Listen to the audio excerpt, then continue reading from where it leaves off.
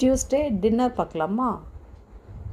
பூண்டு ஒரு ஃபுல் பூண்டு ஃபுல்லு உரிச்சிட்டு அதை நல்லா தட்டிட்டு அதை வந்து ஒரு பாத்திரத்துக்கு ட்ரான்ஸ்ஃபர் பண்ணிக்கணும். 3/4 spoon chilli powder, 1/2 spoon salt நல்லா மிக்ஸ் பண்ணணும்.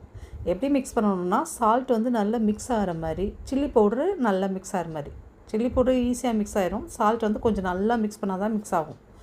நல்லா மிக்ஸ் பண்ணிவிட்டு ஒரு 3 டேபிள் ஸ்பூன் அளவு நல்லெண்ணெய் விட்டு நல்லா காய்ச்சிடணும்.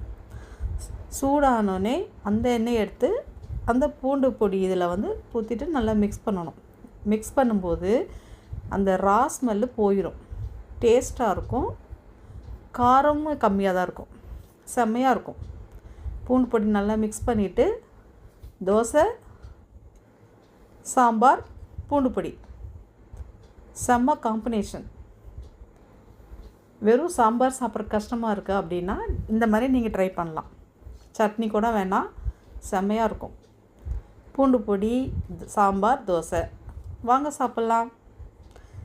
நல்லா இருந்தால் சப்ஸ்கிரைப் பண்ணுங்கள், கமெண்ட் பண்ணுங்கள், ஷேர் பண்ணுங்கள்.